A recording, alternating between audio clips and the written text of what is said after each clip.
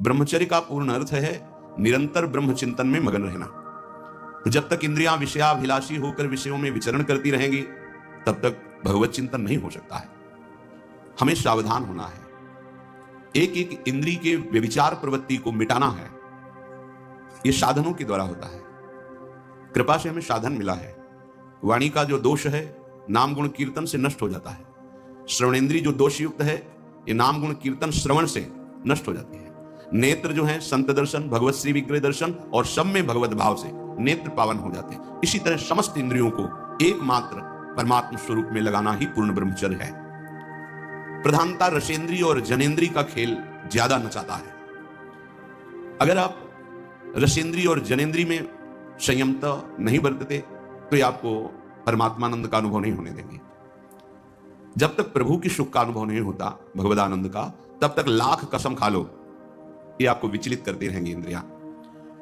शास्त्रों में न तपस्तप इत्याहुर ब्रह्मचर्यम तपोत्तमम ऊर्ध्वरेता भवेद्यस्तु सदैवो न तु मानुषः।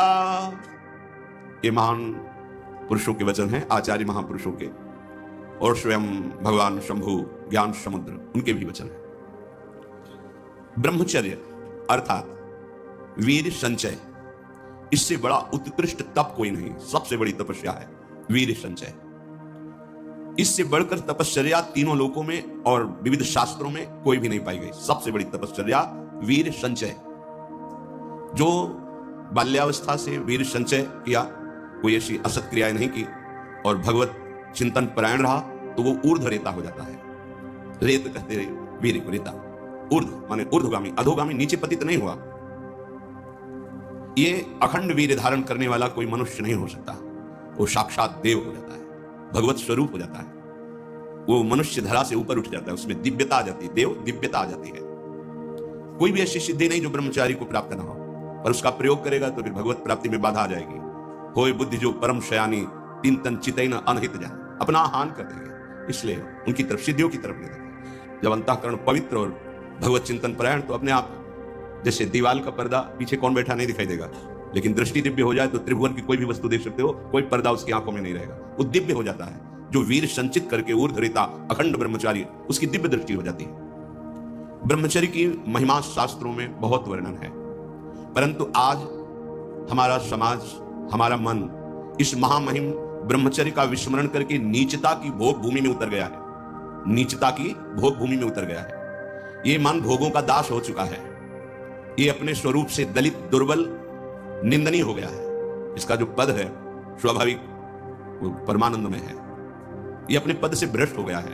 ये भोगों को भोगते हुए इतना दुर्बल हो गया कि निंदनीय आचरणों में उतर गया है। इसका भयंकर दुष्परिणाम उसको दिखाई नहीं देता है। इसमें तनिक भी संदेह नहीं कि मनुष्य की उल्लास, उत्कंठा, तेज, दिव्यता, इसका नाश केवल ब्रह्मचर्य हानि से होता है। ब्रह्मचर्य का जो ह्रास है, ब्रह्मचर्य नाश, हमारा संपूर्णतया नाश।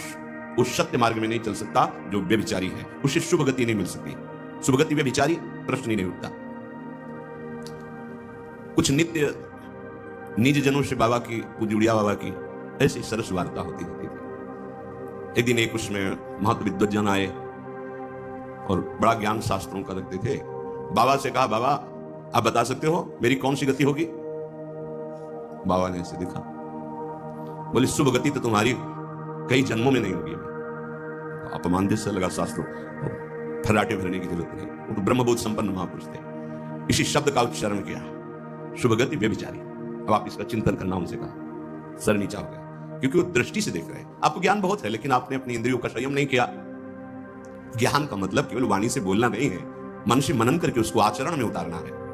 हमारा सुख, आरोग्यता, तेज, विद्या, बल, सामर्थ्य और स्वतंत्रता, ये सब ब्रह्मचर्य के ऊपर निर्भर है। ब्रह्मचर्य है हमारा जीवन आनंदमय है। ये हमारे जीवन का आधार स्तंभ है। आधार स्तंभ टूट जाने पर कितना भी कीमती भवन हो ढह जाता है, वैसे ही वीर नाश होने पर सर्वस्व नाश हो जाता है। हमारे ब्रह्मचर्य का बहुत बड़ा हमारे मानव जीवन पर प्रभाव है।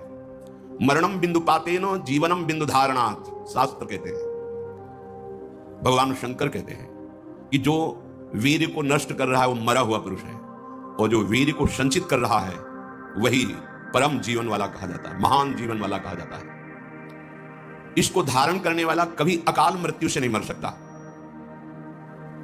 ब्रह्मचर्य जीवन जिसका है उसमें कभी कोई अभाव नहीं खटकता हृदय में। ये होता तो ठीक, अभाव नहीं। इतनी संतुष्टता, इतनी शीतलता, इतनी सहन शक्ति, इतनी गंभीरता, भीषण सर्दी, गर्मी, वर्षा, गंगा की, कभी हमें याद नहीं कि जुकाम भी हुआ हो, बुखार आया हो, कभी।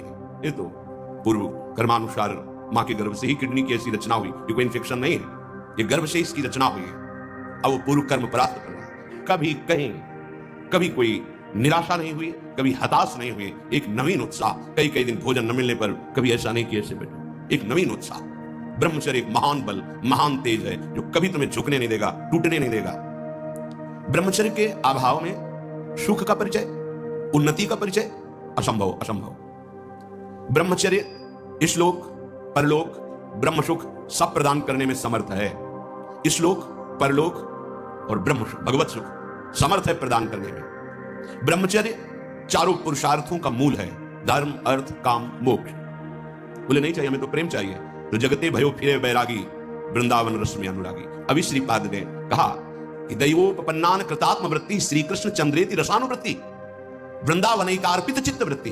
अगर तुम भोगों का चिंतन करोगे तो प्रिया प्रीतम का चिंतन बन पाएगा क्या? क्रियाएं भागवती भले कर लो थोड़ी, चिंतन आपका वही विषय होगा। तो चिंतन परिणाम लाता है। भगवत प्राप्ति का जो भाव स्थिति आती है वो चिंतन से आती है। चाहे धर्म का पालन हो या अर्थ का पालन हो या कामनाओं की पूर्ति हो या कामनाओं की निवृत्ति, मोक्ष, ये ब्रह्मचर्य प्रदान करता है, ये मुक्ति दाता है। वीर्य बहुत ही अनमोल वस्तु है जो पैसे से किसी भी तरह खरीदी नहीं जा सकती। इसी के बल से आप देवता बन सकते हैं, इसी के बल से आप ब्रह्मा बन सकते हैं, इसी के बल से आप ब्रह्म स्वरूप होकर मुक्त हो सकते हैं। बिना ब्रह्मचर्य धारण किए हुए कोई उत्तम पदवी को प्राप्त नहीं होगा। शास्त्र साक्षी है इसके। वीर भ्रष्ट पुरुष कदा पवित्र नहीं हो सकता, धर्मात्मा नहीं हो सकता, महात्मा नहीं हो सकता। बिना ब्रह्मचर्य के भले पुण्य प्रताप से इंद्र पद भी प्राप्त हो जाए तो वो तुच्छ पद दलित हो जाता है, भ्रष्ट हो जाता है। जैसे महाराज नहुष भोग प्रवृत्ति सची जी के प्रति भ्रष्ट हो गए, पद दलित हो गए इंद्र पद से और अजगर बने। सामान्य मनुष्य की तो बात ही क्या है। ब्रह्मचर्य बहुत बड़ी हमारी निधि है। ब्रह्मचर्य संपूर्ण विद्याओं को प्रकाशित कर देता है। ब्रह्मचर्य समस्त वैभवों का स्वामी बना देता है। ब्रह्मचर्य समस्त दुर्भाग्य को मिटाकर सौभाग्य प्रदान करता है। ब्रह्मचर्य परम श्रेष्ठ पदवी, ब्रह्मचर्य परम स्वतंत्र स्थिति, ब्रह्मचर्य संपूर्ण उन्नति का बीज है। समस्त सिद्धियां ब्रह्मचारी का स्वयं वर्ण कर लेती हैं।